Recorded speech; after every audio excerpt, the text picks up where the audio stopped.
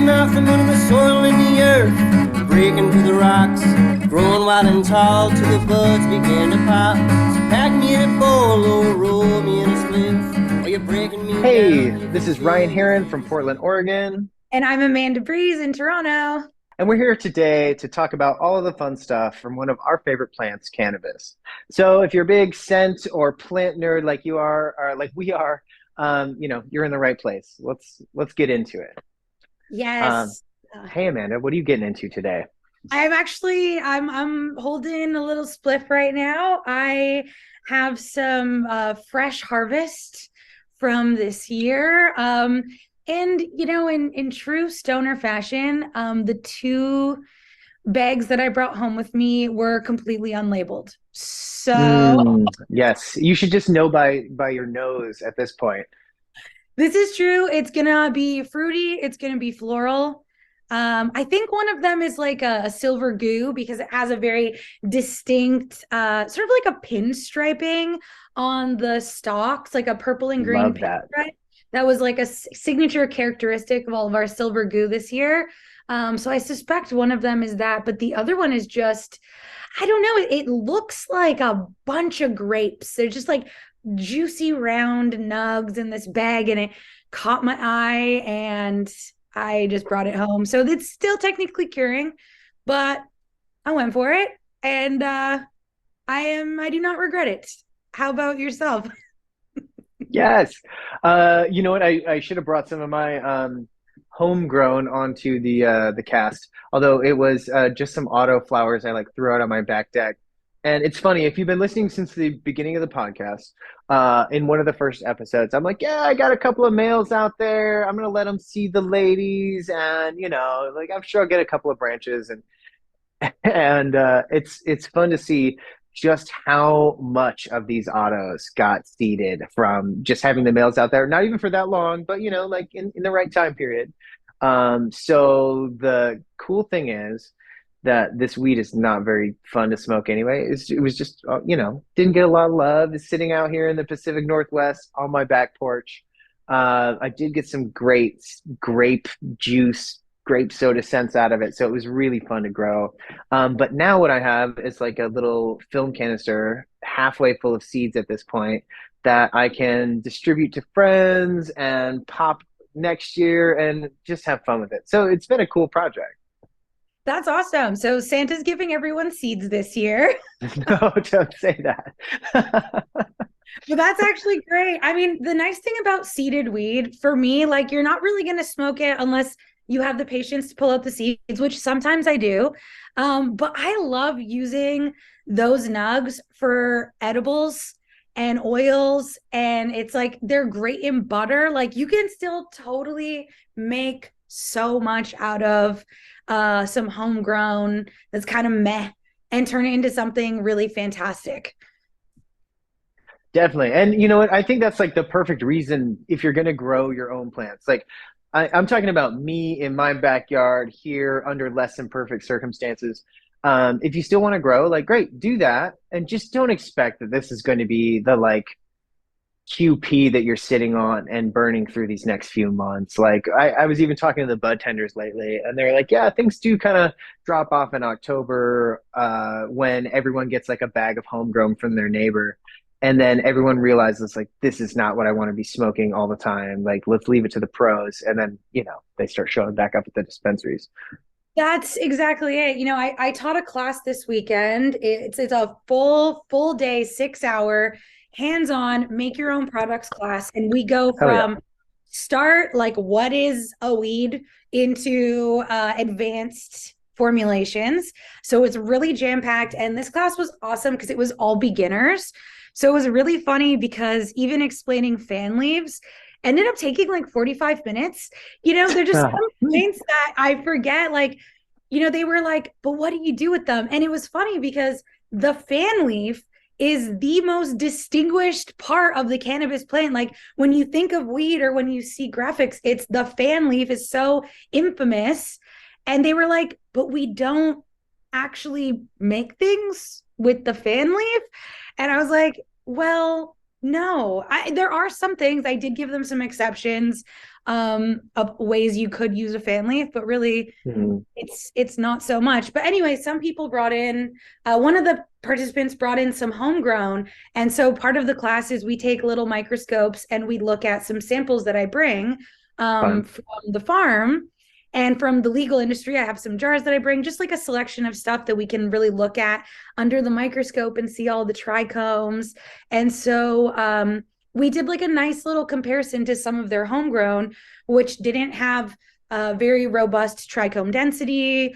The trichomes themselves weren't super healthy and weren't the trichomes we wanted, the nice mushroom shaped bulbous ones. So it was really cool to actually have some other weed. And I could tell they were maybe a little bit sad that their weed, like, it was their first time growing. And I just kept saying, listen, this is year one. And then this other sample is like year 30. Like, it takes time to get to what took 30 years for this person to learn to do well. So yeah, but same thing. I was like, this is perfect for making holiday cookies, for making some gifts for your family, some bath stuff, so like, even if it looks kind of swaggy, it's still so worth keeping and making something out of. Absolutely. And like, you're concentrating those cannabinoids, so you're going to get a more potent effect, right? When you're making a butter or any of those things, right? RSO. But if I'm getting a lot of ads in my podcast now for something called Dad Grass, which is essentially like CBD herb that they're giving like a fun Blue Dream name and selling it nationwide to anybody whose states will like allow you to ship hemp, right? And then this is essentially like incredibly low THC herb, mostly CBD herb that you can roll up or pack into a bowl and smoke and just not get that high, right? Apparently that's a desirable thing, maybe not for our audience, but for others. And hey, if you have some 1 year homegrown and you took the time to trim it up really nicely and you want to smoke that, like great. As long as it's not like hurting your throat or your lungs or anything, then like enjoy the fruits of your labor. Exactly. That's exactly it. So, well, that's pretty cool. So you got a nice little harvest, and what you're gonna pick out the seeds and you're gonna keep smoking it? Like, what's your plan with your No, I um probably won't smoke it. I smoked a couple like for science. I'm like, okay, this is the plants that were not seeded. Let me smoke those. Okay, this is the plant that was seeded that smelled the best. Let me like pick through that and get into it. It's all right. So at this point, it's hanging in my a little coolie area tent of the garage, just chilling, waiting for me to pick the rest of the seeds out. that's actually so in previous episodes as well, I mentioned the plague of males that I had this year in my Yes. yard, my little Toronto grow spot.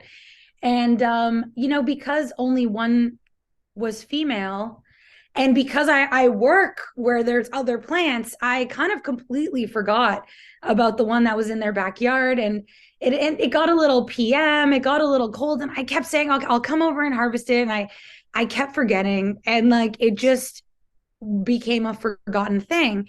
Literally this week, my little brother, who was taking care of it for me, sort of, was like, hey, I forgot about that plant in the basement. And I'm like, what plant in the basement? And I guess at some point right before it snowed, he took this like sad Charlie Brown Christmas tree down and hung it in my parents' basement. And so it's just been sitting there next to the furnace, I'm sure, just dried to a crisp. And I have to go assess that situation. Maybe I'll post some sad pics. People always post their success stories, on social media. It's just the world they want you to see. Maybe I should be like, Yes. no, this is what this looks like now. Yeah, I think hashtag zeros of the farm has been way too fun to follow. It'll just be like a whole room covered in the worst spider mites you've ever seen. And it's like, how did this ever happen?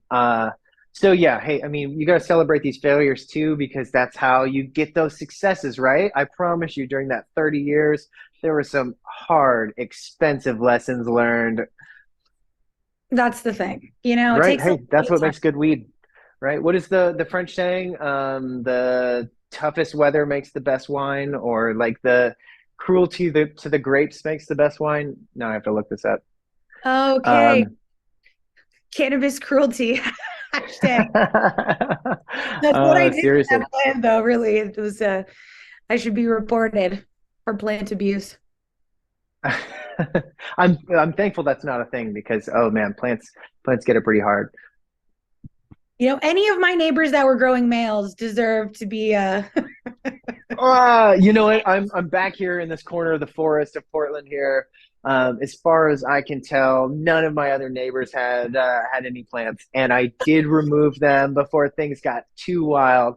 And hey, just call 1-800 got seeds if your beautiful Sensimelia was fucked up this year by somebody like me having fun on their back porch. It happens to the best. Seeds happen. And I think it's kind of wild because I've been talking to a few indoor growers lately who have never tried growing outdoors. And the Mm. fear of seeds, but more so the fear of bugs, is one of the most common questions I get about Hmm. outdoor. Is people are like, but what about all the bugs and pests?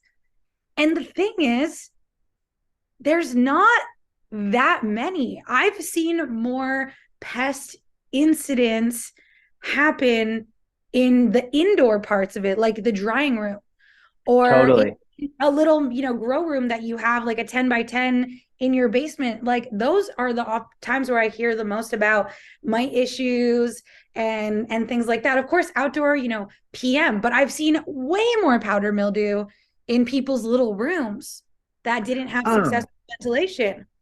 Yeah, absolutely. Or have like maybe not a proper air gap between their grow space and an outdoor wall. And like let's be real, like even brick or whatever can transfer a lot of stuff just by, being exposed to the elements on the other side.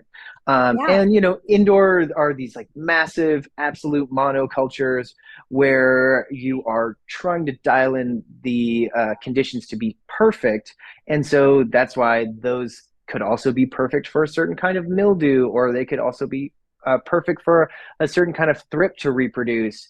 And without having those other like, without having an ecosystem that can kind of keep itself in balance, you're just open yourself up to the whole room being ruined. And then eradicating whatever that was from that room, like good luck to you, right? Because if it has absolutely taken over a space, are you really going to get every little spore of mold out of there? Like it's almost impossible, even with all the like bleach foams that you could flood a room with. Yeah. And so I always think it's really funny when people post pictures online of like a nug with like a bug they found in it. Because like it happens so like a bee. Like I've harvested for years. Every year you find a bee or two that got stuck and died and some sticky icky. But like Yeah. it's finding a bee, finding an ant. On the farm we have chickens. Sometimes you find some chicken feathers. Like it's not the end of the world. It's really not that big of a deal. And the seed thing, I think that's really the safest way to go is of course indoor if you don't want seeds, but the chances of your whole crop being ruined are actually quite slim unless you're really really close to those male plants. So it's just interesting. I mean, plus we've talked about this before, but outdoor really enhances the terpenes, the profile. I know sometimes it's a little leafier. It's not you just trim it out. Like the terpenes alone are worth the sun grown, the effort it takes to, do the whole outdoor thing. So I'm a big outdoor girl and I kind of think I always will be. I haven't been brought to the indoor, but I've been seeing people who are hardcore indoor fans slowly shifting and seeing the sunlight and moving towards outdoor these days. So I've been Yeah. seeing a Yeah. bit of a Well, shift out. right now, right in this moment right here that we're recording this, is probably going to come out in a couple of weeks, is the perfect time to be buying outdoor wheat because it was recently harvested. The stuff that's hitting the market is likely some of the best because that's what's being chosen to hit the shelves. The farmers are really stoked about specific plants or specific harvest, or how things are turning out. And also, at least if you're here in Oregon, because of the glut on the market, it's also relatively inexpensive. So you're getting incredible value for this sun-grown herb. And I'm just going to say, like, certain profiles, like Skittles, absolutely, I would say objectively smell better. You get more of that, like, full, pardon the pun, rainbow of flavors under the sun. So go for it. Now's the time. Exactly. And not to mention that the future of cannabis, the cannabis sommelier profession, the future of designating appellations for aromatics and flavor relies on outdoor environments.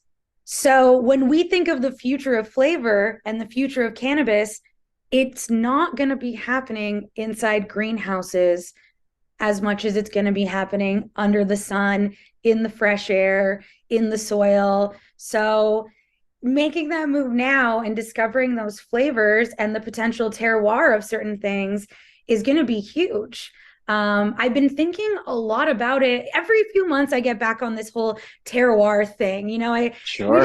Things come in waves, and I'm back into it again. Thinking a lot about the Niagara region, which is in Ontario, Niagara Falls.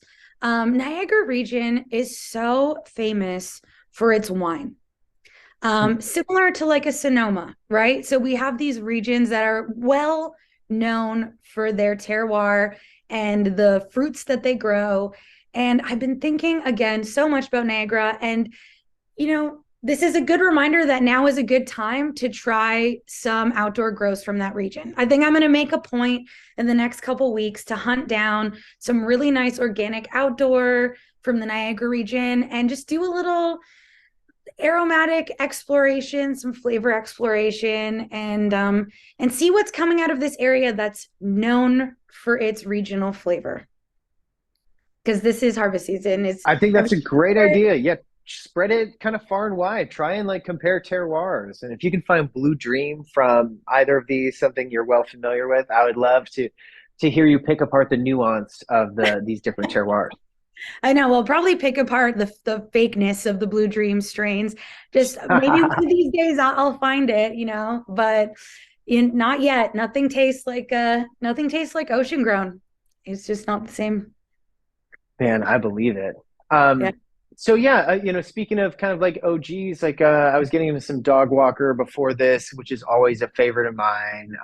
Really funky, nice. It's got that like OG gas to it, but with like a nice wallop of funk. Okay, I love that you're smoking dog walker OG because I was thinking today about seasonal strains. And Okay. I was trying to come up with strains that I would consider festive. I'm not really a big holiday person, but it is the holiday season and it's happening whether we like it or not. So I was trying to, come up with some what I would consider festive strains. And last year we grew a strain called Snow Dog. Ooh, nice. And it was surprisingly citrusy.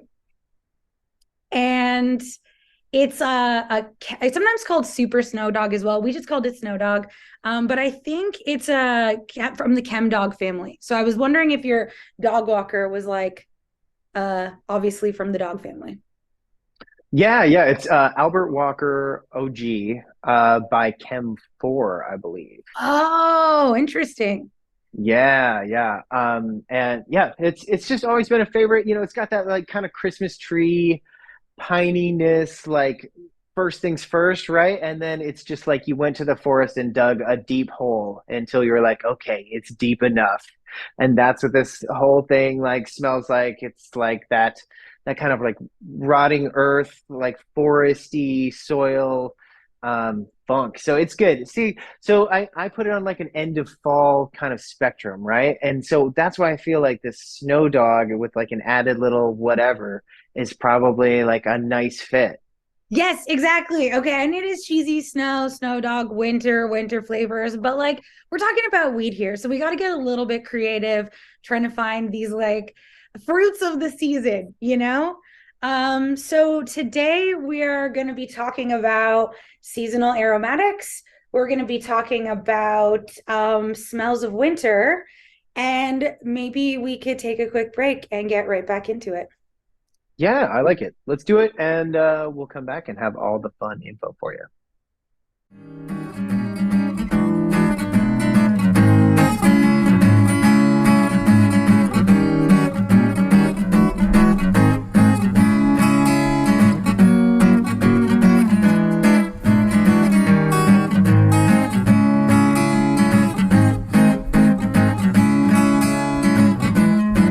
Okay. So I think winter is a really unique aromatic season.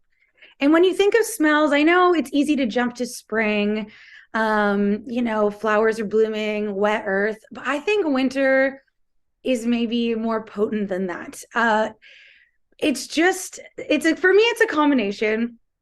Okay, I got a little too blazed during this, so I hope all you listeners are just hanging in there with me. For Yes. me, Oh, they are.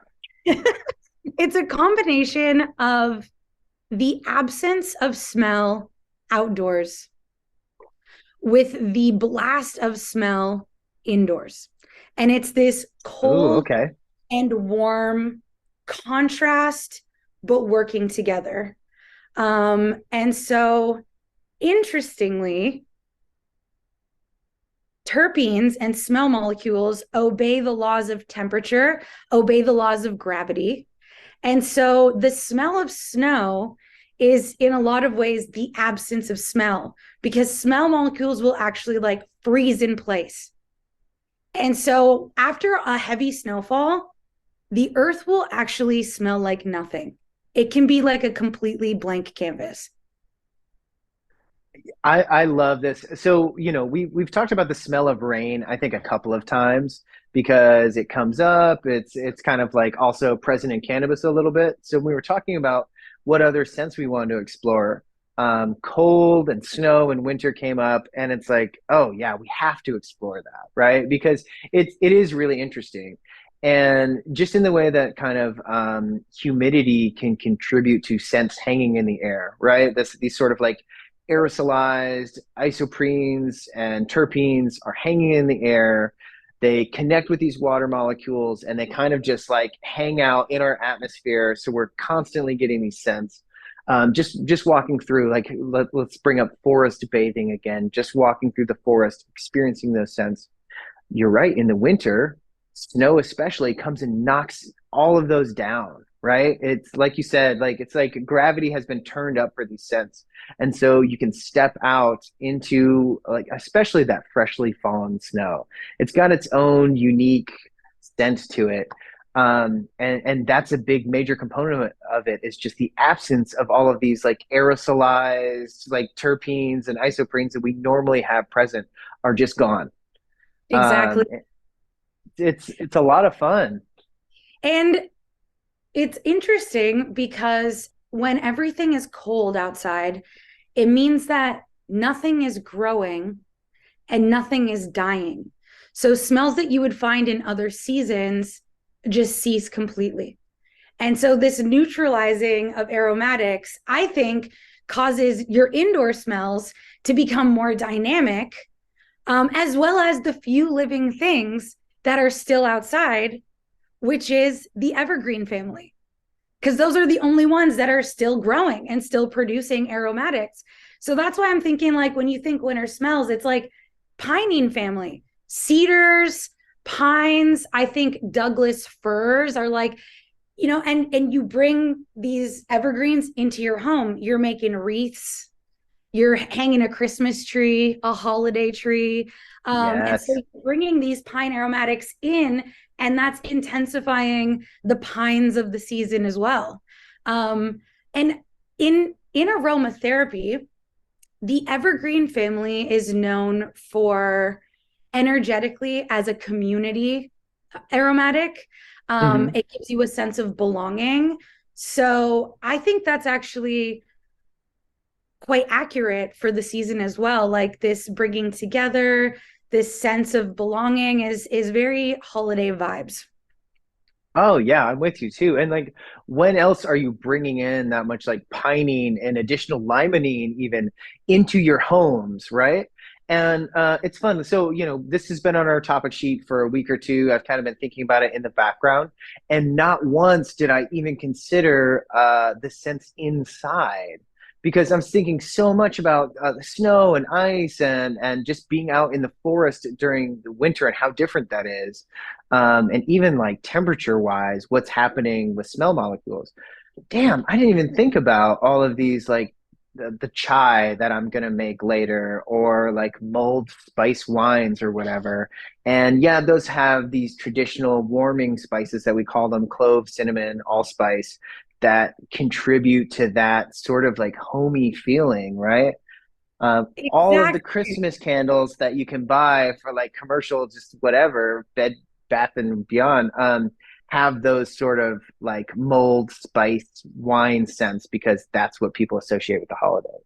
And that's to me like this the contrasting smells because that's the warm aromatics. And inside our nice toasty places, we have these things happening, and you're baking and you're thinking of gingerbread, the chai, mulled scents. I hadn't even thought of that one. Yeah, like some nice citrus coming through, some nice cinnamon. People love doing the over on your stove, right? You're throwing in some sticks of cinnamon and some orange peels and just letting it's like one of those seasons where people literally do that to make their houses smell better. And that's kind of ties into all of these aromatics of winter. Yeah. When Trader Joe's truly had $2 Chuck, and I would just go grab like a cheap bottle of Merlot and grab whatever like expired citrus was in the fruit bowl and dump just like the cheapest cinnamon on it, and my house would smell amazing. So yeah, it's fun. I'm so glad you like brought up the like kind of dichotomy of like stepping out from this like pine scented spiced wine, a glass of bourbon in your hand, scent sphere you've created of your house, and like kind of walking out to the nothingness of outside. Now we have a little bit more of a like a standard winter experience. Me being in Oregon, you being even north of where I'm at. So if you're in Central or South America and your winter scents are not in line with ours, like, hey, I'm sorry. I want to hear your experience too. Like, get on over to the Instagram and tell us like what your Christmas smells like. Right. And, that's the other piece for me that makes winter aromatics unique compared to other seasons is this whole science behind scent and memory. Mm. And how when I think holiday smells, it's I can think of smells, but I also it's an emotion. I get like an emotional response to thinking about the smells. And it's because they're all so deeply tied to like our personal experiences and our personal histories. And so even if you have like bad holiday times, there's still going to be these emotions tied to it. And that's also going to influence your feeling towards these smells. So there's like this whole physiological aspect between the sensory experience of winter and how we experience them and which smells we prefer. And it really goes into that whole science of smell that I find very interesting. Oh yeah, and these scents are so loaded, right? Like, I mean, for me, growing up in northern Michigan, winter was like 4 months out of the year. So, I got the holidays, I got the shoveling snow, I got the being out in the woods, and then I got this long, extended, melty, muddy thing going on, right? Which is oftentimes like slowing spring down. Like here out in Oregon, I'm getting those flowers in February. Sometimes I'm lucky to go catch some honeysuckle or something. And so, I've kind of like extended my like uh amount of time that I can get my nose in some flowers out here. But out there back in Michigan, it was way more of that like, oh, okay, it snowed again. Um, Speaking of memory, I have right here a scent from CB. I Hate Perfume, which is one of the places I go to find these kind of like unconventional scents. Um, and this is Winter 72, which is a lot of fun because I keep saying that today. Scents are fun. And if you can't admit that to yourself, hey, you're in the wrong place. Scents are So fun, Ryan. I agree. right? And this one especially so because it's supposed to smell like untouched new fallen snow, hand knit woolen mittens, and a hint of frozen forest and sleeping earth, right? This is, it's perfume, so it's very poetic. Um, but this one really stands out in all my collection because it kind of nails that absence of smell while still hitting like wool and forest. And I was even comparing before we got on here today. Um, I'm like, this almost smells icy in a way. And I'm not quite sure where you get that accord or that synthetic or where CB, Christian, whatever his name is, has found this. But I was literally smelling an ice cube from my freezer before this, being like, damn, how did he do that? It's got a real cooling, cold to your nose type of scent without offering any of that mint or those types of notes that we traditionally associate with cold scents. Mind blown. Yes, I'm going to get you some of this because it is mind blowing. Yeah. That is a real, because you were saying cool, and my mind was like, okay, so maybe like a menthol. I was thinking like, what's a cold scent? And of course, yeah, menthol comes to mind. And as a terpene, it's actually one of the solids, which makes it kind of unique. But the absence of the mint with the cooling scent, Oh, not and so much sensation, like wool and forest. It's really wild. And I mean, the best we can do is just kind of break this down and talk about what it smells like, and we've done that. So now I could offer like go track some of this down. If you don't want to buy a full bottle, it is rather expensive. I didn't. I just bought samples. There are a lot of people on eBay who will kind of like dram these out for you into like little milliliter samples. So that's kind of nice because you can find someone who has like a pretty resourceful library and say, oh, can I have some of this, some of that, some of this, whatever. And then, $50 later, you've got like a bunch of new stuff to smell. Oh, I like that. Yeah, for the purposes of a scent library, not just for wearing. I like that a lot. Yeah, yeah, and I've tried to wear this one through. I've had this sample for a couple of years now, and it's even changed a little bit. Um, and it the absence of a scent does not make a very good cologne, I'll say. For me, what stands out is your description of it, being so vivid, like these like wool mittens and this icy aromatic. I so look forward to the day this is how we describe cannabis strains, because I would love to recommend a strain that the difference is it can feel like it, something that makes you feel like you're in a warm woolen mitten. That to me is like a holiday moment. Yes. I mean, it really is, right? And even for those who have like neutral or negative feelings around the holidays, I do feel like the first time you experience snow is exciting no matter who you are, right? And seeing that on like my daughter's face a couple of years ago when we took her to an actual like we took her to Michigan where it wasn't just like, oh hey, there's a little snow in the air. It was like there's 6 feet of snow, like go wild, right? It was very exciting to just see that look on their face. And so kind of reliving that through digging into some of these like scents and memories is fun. I love that. I know I don't have any children, but I did take my puppy to see snow one time. She was a California baby, and it was very cute. You know what?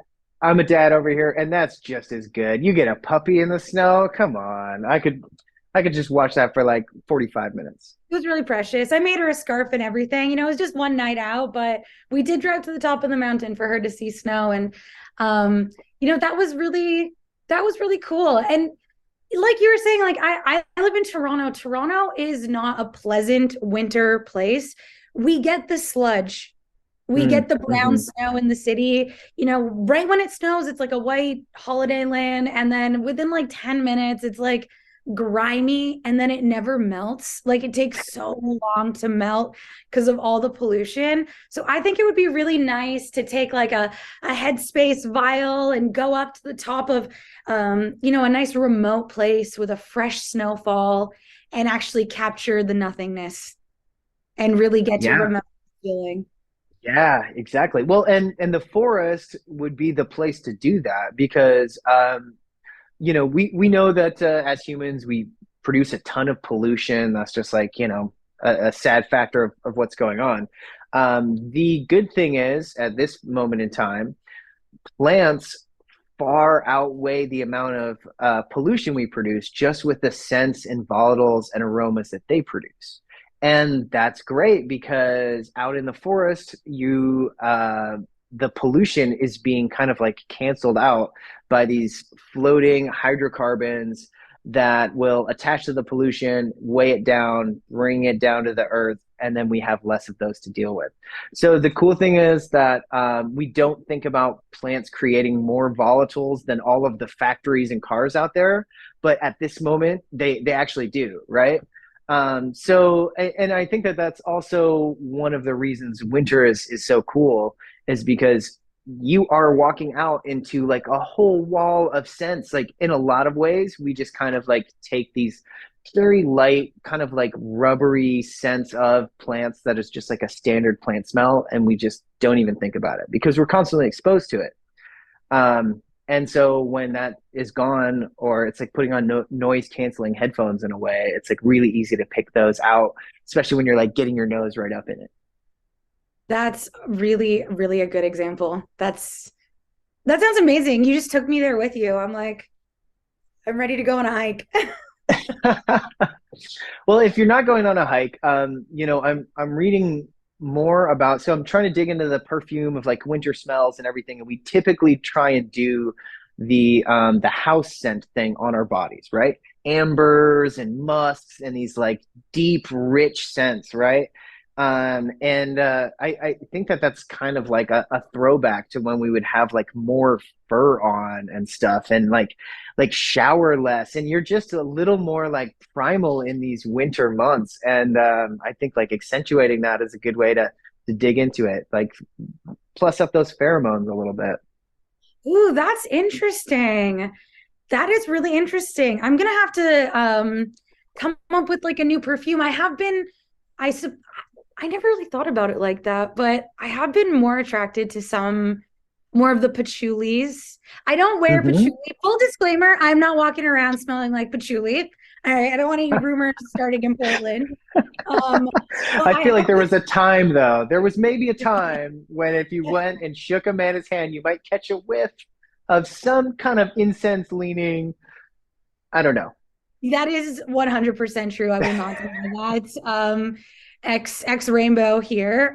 So yeah, for sure. But I have those types of aromatics. We actually have a really nice patchouli at the essential oil shop I work at, and it is so amber rich and this deep sweetness that I often put one or two drops in things I'm making. And this week I was pouring it, and well, because I people are ordering essential oils. I'm filling orders, and so of course we're getting the classics. In everyone wants them. So like, Nature Identical Wintergreen is huge. Not one of my favorites personally. Reminds me too much of gum more so than nature. Sure. Yeah, that makes Uh, sense. so that's my scent memory, going in overdrive a little bit. But of course, frankincense is another Hmm. one that's also like a resinous, deep, but also very tied to a ton of religions this time of year and different religious festivities. And what's the other one? A little bit of patchouli, wintergreen, spearmint. Also not a huge, huge fan, but I love the cedars, the Himalayan cedar, Atlas cedar, cedar wood, and those types of deep ones have also been surprisingly popular. Not surprisingly popular. You Pass know, that. I love anything that leans into the a smoky smell, right? Anything that is kind of like burnt match or like a lit bonfire. There is a Oh, God, it's called, I think, firewood. There's a candle that I buy every year. It's called Bonfire. I think it's by Illume. And I just get the little tiny 2 ounce, but it has like the most perfect bonfire scent that is like juniper and burnt match and a little bit of like cedar and some other assorted woods. And so I have a fireplace in my house. It's too much of a pain in the ass to like actually get a fire going in there. I have a dog bed in there. My dog sleeps in my fireplace right now. So when I want to elicit that like burning candle type thing or burning fire, set my little candle going, I get my like Netflix fire going, and hey, look, it's not perfect, but if I'm doing some work from home and I've got that smell and I've got a little crackling fire in the background and I've warmed up a little cup of tea or something, I mean, that's pretty nice. That puts me in the space. And let's be real, like the scent is doing a lot of the heavy lifting there. Of course. And winter scents are about cozy cabin vibes. I was thinking, probably uh is it Chinese cedarwood? Chinese cedarwood is one that is that exactly what you were describing, that burnt firewood energetic. And it's Yes. resonant. So even a couple drops in a diffuser is gonna set that tone. I also like to make a diffuser blend using like a chai tea blend. So like a ginger, cardamom, pepper, cinnamon leaf, clove bud, like a nice little medley of those in a diffuser. Just some really good quality essential oils is just gonna bring you into the cozies. And peppermint, which classic holiday aroma, candy canes. Hmm. Peppermint tea is like you see peppermint, little peppermint candies. It's very winter. Peppermint's another classic example of cooling and warming aromatics. Because when you think peppermint tea, warm, cozy, not just because it's hot, but it's like, but it gives off that cool energy as well. So that's a nice, and ginger's another cold, hot smell, flavor, energy where you're getting the warming with that cooling sensation. And that is so winter in a nutshell. Yeah, it really is. And, it is kind of interesting the more we kind of dig into this that we see these scent notes being able to be presented as something that is both warm and cold. Like even like mint, like a peppermint tea, like you said, like that's got a lot of character. It's really something that is going to draw your attention. But even the inverse of that, mint ice cream, I think when you get like a really nice mint chocolate chip that actually tastes like real mint or whatever, it's very nice on the palate, and you like it because of like how cooling it is. Yeah. So yeah, it's interesting that the scents that we associate with winter are oftentimes doing pulling double duty. Duality. Hmm. Yeah, yeah. And if you need something that I've been smoking horchata and horchata crosses lately that have a really Oh, nice like what? snickerdoodle cinnamon thing going on. Yeah, I don't want to say it's like cinnamon. It's not in the way that we're talking about these warming spices, but it does have like a nice, like I said, snickerdoodle thing going on. Okay, wait a second. Did you just say horchata dominant Yes. horchata strains? Yes. What? Oh yeah, yeah. We gotta find a way to get you some of these. But yeah, it's been very nice. Horchata for the most part seems to mostly exist in crosses now. So I just had like a horchata runts that was really nice. Um, yeah, so I think we're seeing more of these kind of like spicy profiles show up and hit shelves because if you've been smoking cookies for the last like 10 years, like I'm a little tired of that gelato cookies profile. I mean, I just bought something called Franchise Tag earlier this week. Heavy gelato scents, real strong cookie backbone. It was really nice, and the bag appeal was off the charts. and I was a little bored by it, which is total snob, spoiled guy over here. But at the same time, like I'm ready for these kind of melon scents and cinnamon scents, and bring me something that smells like spiced wine at this point. I can honestly say I have not seen anything in the spice category. Oof, oof. Let's. I am racking my brain right now of thinking of anything that I've seen that it sounds anything like that. And I cannot think of a single one. It is tough, right? Because it is such an outlier. It's how I feel about like the root beer profile. It's it's rare to find. Sometimes you get these kind of cola things. Mean Gene from Mendocino here has a really tightly held root beer cut. And when you get a really good version of it, it's like, damn, sarsaparilla, sweetness, sugar, caramel, like it's all there. Um, and so it's one of those hard to find profiles that's like you luck out when you stumble into it.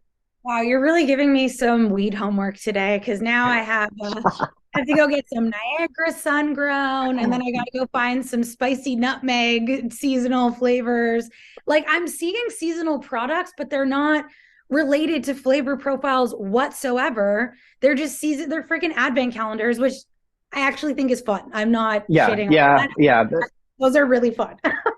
Yeah, especially the ones that are full of hash. I mean, if you have not followed the like hash event calendar guy or whatever, go do that. Such a fun thing, such an exciting thing to get into. Yeah, I have not signed up for any of these things, just mostly because like, come on, they're really expensive, and I have a hard time being like, okay, I just bought myself 8 grams of hash for Christmas, but it's mostly for me. And what did you want, family? You know. Yeah. But I love that people are doing those kinds of things. Yes, price point is definitely a deterrent on the advent calendars, unfortunately. But I have been seeing some really fun gift guides, and I am not a consumer. I really am like a buy nothing person. I like to DIY stuff. I really don't like consumer holidays, but I will admit I do like seeing gift guides and just scrolling through them. I Yes. like all these things because I feel like everyone steps up their game a little bit because they want to make that sale.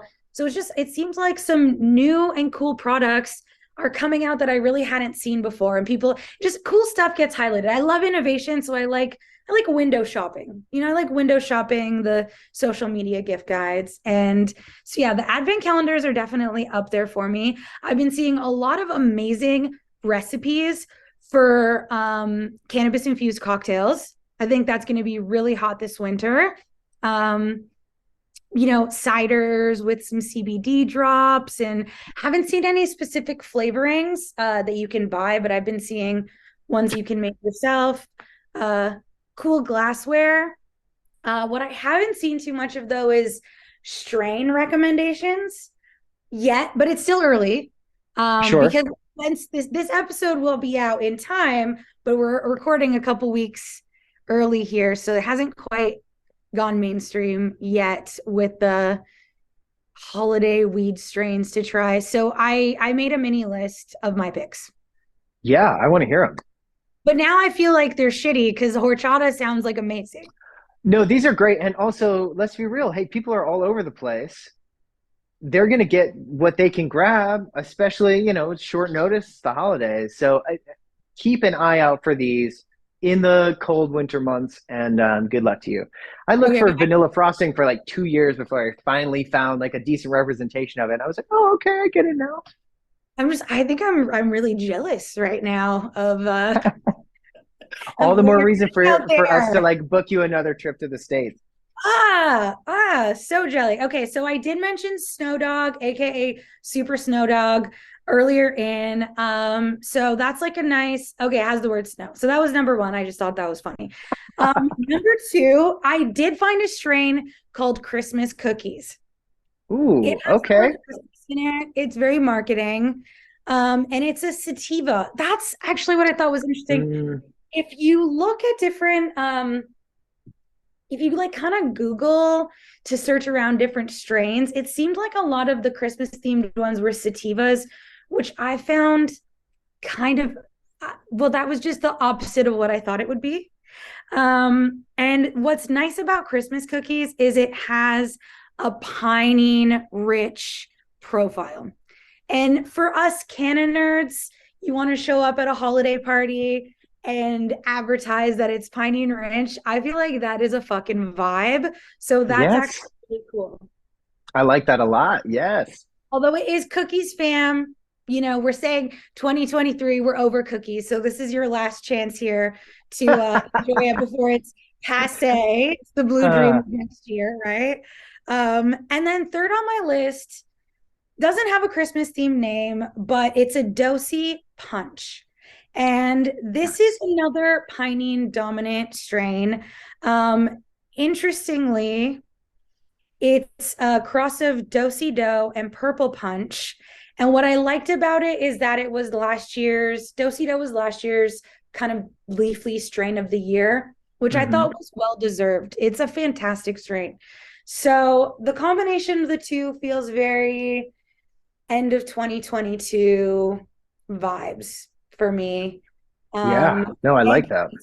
Energetics are known to be more relaxing, which to me is more in the happy, relaxed to me feels like a holiday energy. Yeah, yeah. I was making this huge chart this couple years ago of terpenes and their effects for a client, right? And they were trying to ask how could something be both relaxing and energizing, right? And I think that's kind of like the perfect thing that you were just saying, like, oh, that relaxed feeling where you're like, it's after work. I have no stress because I've been smoking this dosey punch or whatever. And but I'm not like sinking into the couch. I'm like up, I'm dancing, let's get the music going, let's make dinner. It can be a whole thing where you can experience both of those effects, right? Yes. And I really attribute any confusion about that concept to a lack of common language in the Mhm. cannabis industry when describing effects. I think we've talked about this before, but it's not.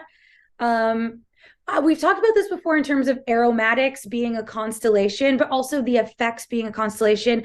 Whereas the industry is always drawing a straight line, and on one side is relaxing and sedative, and on the other side is stimulating. And I always use cheerful as an example because strains can be cheerful, which is Mhm. not stimulating nor relaxing, but somewhere fun in the middle. It exists in this other plane that there are so many energies and emotions we experience. So to me, that's where those two worlds can combine and be different things. We just haven't developed the language around it enough to really put words to these feelings we get. Oh yeah. And that is also I mean, you cannot fault people for trying to sell an experience, especially since that's what cannabis is in many ways. It does kind of suck when they're like, okay, it's one of these three jars. You're either going to feel happy or sleepy or somewhere in between. It's like, that's not what makes weed so great. What makes it so great is you can get all of these like crazy specific things outside of the set and setting you are in, which is why it makes like it's such a kind of hard to describe the experience. And I think you actually do it a disservice when you just say, like, here you go, happy munchies, and then hand somebody a strain because maybe they'll experience those things, but that's really like one noting or two noting something that is like a whole bouquet of experiences you might be expecting. Exactly. And this is why I love when we talk about perfumery, aromatics in this podcast and in relation to cannabis, because when a perfume says it feels like a warm mitten, there's no expectation that that's what you're going to feel like. But for some reason, the cannabis industry is so scared to describe something because it might not happen, but it's like no other aromatic industry is like, you will feel this because we said so. It's like you're allowed to use words to describe things, especially the line is drawn in cannabis when we're talking about unresearched therapeutic effects in terms of when we're pain management, headaches, it's we can't Absolutely. reference medical things without backing it up with scientific research, anecdotal evidence, person to person, folk medicine, blends these traditions a little bit and blends into cannabis in that way. But energetically selling the vibe is fun. And we can be like, we're going to feel cool. It's going to make you feel cool. Yeah, like hey, you're gonna walk into a cloud made of cream soda. Okay, I want to do that on a Saturday afternoon, right? And I know if I read that on the tin, I'm not going to literally walk into a cloud of cream soda, although I would pay a hefty premium to do that as well.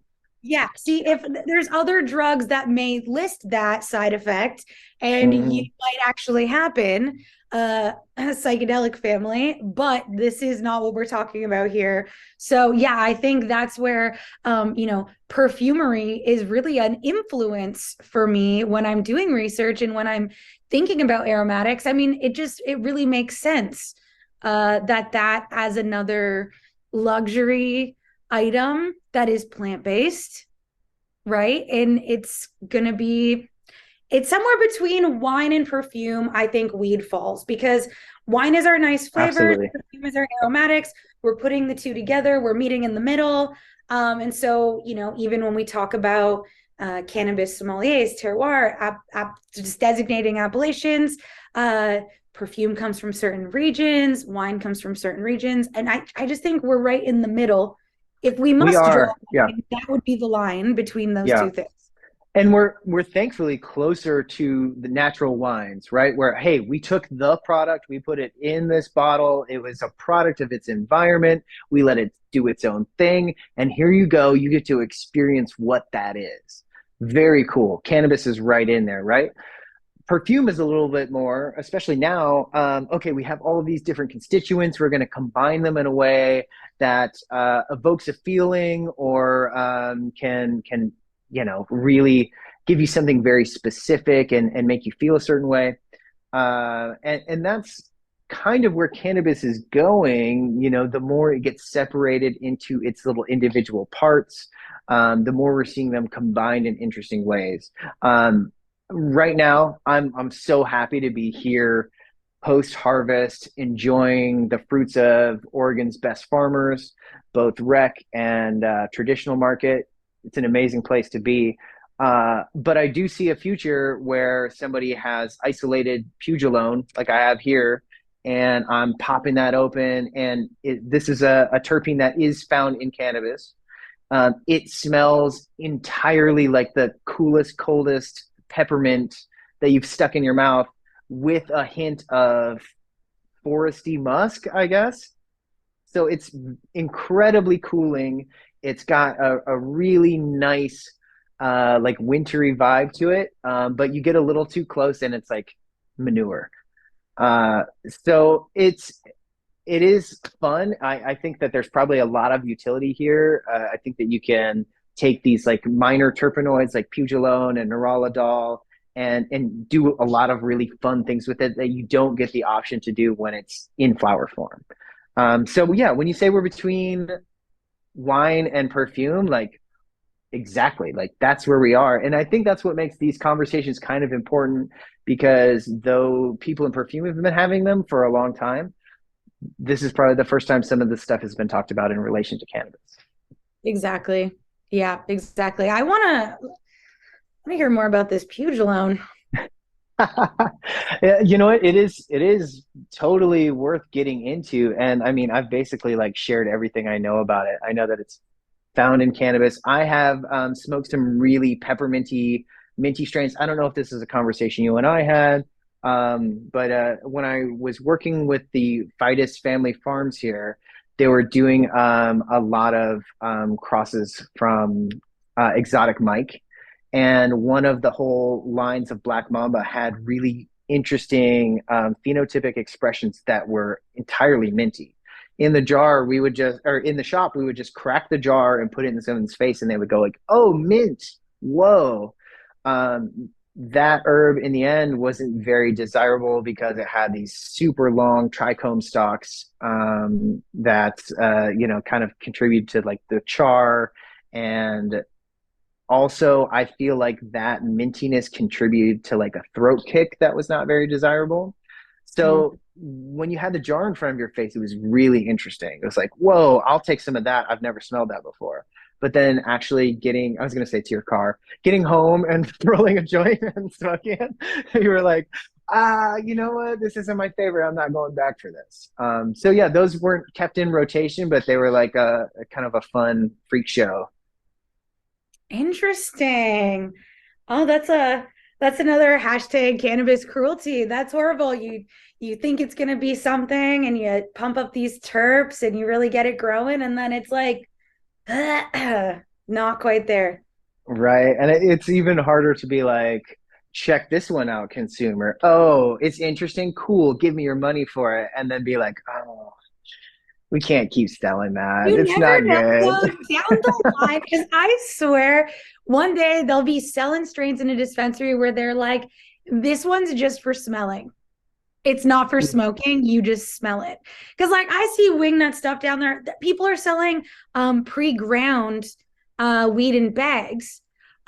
Which what are they calling it? There's a I'm funny having name a hard for it time with too. that one. There's a very specific name of what they're calling it. Uh, Unrolled joints. it's like, oh, I can't remember. I have to remember Yeah. it No, later. hey, some clever marketing term. I like it. Yeah. Yeah, it's ground. It's like pre-ground, and it's just ready to roll. I think it's called ready to roll, maybe something like Sure. that. That's as good of a name as you could give it anyway. Right. And it's just one of those weird products that to me, I'm like, it doesn't take that much effort. Also, like the industry isn't necessarily known for its weed not being dry. Like it's always dry. Breaking it up, like I have never had a too wet problem buying legal weed. So like this just seems like a thing that didn't need to happen. But nonetheless, there it is for consumers ready to roll. At that point, why not just buy a pre-roll, really? So there's that. So why not one that you don't even smoke? Weed just for smelling, I'm for it. I don't know if anybody else is, but you could give me an entire advent calendar of weed you're not supposed to smoke, but you can smell it and be like, "Oh, that's cool." And I would be for that. I'd be a little bummed. I'd probably try to still smoke some of it, to be honest with you. But like for science, I'm down to try That's this stuff. okay. I know I would try to smoke it too. Yes. Decibel Farms here in Oregon. The guy, he basically said, "Oh, I've never made a dime selling cannabis." Like he spends all of his money just pheno hunting. It is Wow. ridiculous, and he'll run something like three times to see how it does in the spring, how it does in the summer, how it does in the fall. So you go to his farm, and it's the most variety you're ever going to smell, but also it has been curated in a way that it's like it's not just random shit. It's like, okay, here's a bunch of really interesting runts crosses, right? And then here's some outliers where he was like, you gotta smell this one. It smells like sour melon patch kids or whatever. And you're like, and it's just this little runty little thing. And he's like, that's never going to go into production, but I basically bring everybody by it while they're here just to get their nose in it. And I totally get it because those were the things that like really excited me. And for this guy who like lives and breathes this every day, that excited him too, but not enough that it's like going to go into production and end up in jars and everyone is going to get a taste of it. So I get it. I kind of like that. It's a little more exclusive, and that's like a cool area of the industry to work in, also to just be the pheno hunters. There's so many you cool things. That's amazing. I would love to just travel around and try to find these like unique aromatics, and really all over the world would be so fun. Yeah. And that's something that I hope, get to dig into in the future are, okay, what are the profiles of India that are most prevalent, right? And what about Northern Africa? And all of these, like, the birthplaces of hash, or places that have like insane hash production now. Like, I really wonder what sense they gravitate toward, especially since so much of that crop is like grown from seed, and you sort of just get what you get. You know what I mean? Things have been selected over the years, and I'm sure sort of bottlenecked to a specific range of aromas. And this is something we're working on now, to have better communication tools. So somebody in Northern Africa could give you a call in Canada and give you like a relatively clear explanation of what they're smelling and smoking. True. And that actually would be a really fun series. We should definitely look into this because not too long ago, actually, I think it was exactly a year ago, I met someone at one of these cannabis events who's been growing, I want to say in Jamaica. It's been a hot minute, but I'm pretty sure that's what they said. And he was talking about a terpene called hasheen or hashisheen. And Yeah. it's one specific aromatic from hash production from that particular region. And I had Yes. never heard of it. And I've heard little bits. I remember coming home and Googling it quite thoroughly and finding nothing. So maybe I'll give it another round. It's been a year. Things move, it takes a little time to get the word out. But I had never heard of it. And it just sounded so interesting. So that's something we wouldn't really find here because it's so region specific. Yeah, absolutely. Well, and you'll have to correct me if we're talking about two different things, but I know that there is a hashishene that we get from hash, and I've seen people produce it in a lab from taking myrcene and exposing it to really intense UV. So in the Wow. same way that you get these plants that are harvested in direct sunlight and maybe left in sunlight to dry, uh, a lot of times maybe we're seeing myrcene convert to hashishene in those instances. And then when you get that flower or the hash produced from that flower, it's got that really dense, oily, chocolatey almost scent to it that is making my mouth water right now. Wow, Um, that is really interesting. That yes. is really interesting.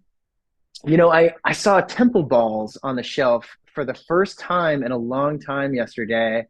And I was just stopping into a dispensary basically to like get an eye on things. So I wasn't planning for it, but I think I might have to go back and get one because that sort of rolled out, pressed Frenchy style hash Yes. is just not something we find anymore. And I know we have to wrap up here because of time, but I think temperature is something that is worth diving into more in the future because temp, light exposure, oxygen exposure, all of these change terpenes and they convert the hydrocarbons. And a lot of times the scents shift or change or become something entirely different. And that's something that we should definitely dig into in the future. Well, this is making me think back to when we talked about sunlight and fresh laundry and how the Yes. sunlight transmutes into that aromatic and this whole myrcene transforming into hashishene. Things are coming together. We're gonna get into this more in the future for sure. Cool. Well, okay. While we take time thinking about that, getting into it for a future episode, we're trying to feature pot spots, smoking spots on the podcast. And this week, I was hoping that you could provide us with one of your classic smoking spots from your past or currently or whatever jumps out at you. Okay. I mean, currently I smoke on my balcony. I don't have anything cool going on these days. So I'm gonna jump into Sounds like that. a pretty cool spot, Amanda. So I do have a nice view, but that would not be in my top smoking spots. So I think one of my favorite smoking spots of all time is both a place and a people ooh, because it involves some of my favorite people in the world. And so me and my friends, Adam, Emma, and Nico, lived in Oregon together, and we used to hotbox their Ford Festiva, which if you Google a Ford Festiva, it's like a clown car. It's a tiny little car, and I swear you can fit like 10 people in it. And when you get out, you got to fold down the front seats. One time, the Ford Festiva got a flat tire. We just picked it up. It's just this like little tiny thing. And so we would hotbox the Ford Festiva because we couldn't smoke inside where we were staying. We didn't want to bug people by smoking in the backyard, like the neighbors, because it wasn't our house. And so our best plan was to sit in the street in the Ford Festiva with the windows closed and hotbox it so that it wouldn't disturb the neighbors. But we would do this often. Like, it was at the time we thought it was subtle, but then you pop the doors and all the smoke comes out. Yes. We used to smoke really tough back then. And me and these guys, we had a ton of really great smoking spots all over the Oregon coast. Manzanita Bay is another one, because you can smoke and then you can walk around and find cool pieces of driftwood, right? It's like a spot and an activity. Yes. The grandmother tree out there is another spot that we would go to and smoke. And one time we were visiting someone and we found a secret door to an attic that they didn't know existed. They'd lived there for like 15 years. And we found a secret attic in their house that we used to hotbox after that day. And so, Wow. yeah, my smoking spot, I guess, is loosely tied to Oregon, but these folks, Adam, shout out to Adam and Emma and Nico. We were quite the crew, and Adam and Emma taught me how to free bud. This is the last thing I'll say here, but free Sure. bud.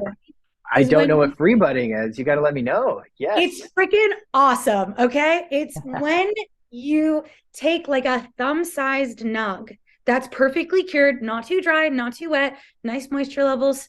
And you stick the stem of it in, you kind of make your pointer finger into a crook and you stick it in the stem. So it's just being held by your pointer. And you just kind of, as if you're going to do like a whistle, like a loon whistle, you put your hands together. Anyway, free budding. I'm trying to describe a thing that I'm doing with my hands to Ryan right now in the computer. Meanwhile, I'm like watching it. So if you're just listening to this, then good luck to you. But yeah, no, we're figuring it out. Free budding is when you smoke weed without paper. So you basically light the nug like you're lighting sandalwood. You know, when you light sandalwood and you blow on the piece of wood to get the cherry going. So you just light the tip of the nug and you just put your hands around it and you just breathe. So Wow. we used to smoke weed without papers, which is one of the best ways to identify flavor profiles. Hands down. Yeah. Yeah. Even trying to like find the papers that offer the least, like you're still tasting paper. So, okay, I'm with you. This is crazy. It's mind blowing. I'm going to try it. Like forget the farmers who just roll these big like hog legs with no filter and that's like farmer style. No, solar bowls using the sun to burn your weed. They're out. Now we're just busting nugs out of the curing room and lighting them up in our bare hands. I'm with you. Free budding, yeah. Yes. Well, hey, that's fantastic. I think that we did a nice job digging into winter scents and the things that kind of like connect to us for that. You can find me. I'm at the Loud 100 on Instagram. Amanda, tell us where we can find you. My Instagram is Emerald Temple Living, and we are looking for your smoking spots for future episodes. We want to hear your favorite places to smoke and some fun stoner memories. So make sure you send them in to our Instagram, which is the.smokingspots. And we love getting comments and stories from all of you guys. Yeah, I really do want to hear about all of the smoking spots. Really just go on the Instagram, hit the little like voice record like you're chatting with us and lay something out there that's about a minute or so, and we would love to include it in the podcast. Cool, right on. Well, that's all the time we have today. Stick with us for next week and we should have more fun, that word, cannabis topics to get into. All right. See you all next week. Thanks. Don't ever stop.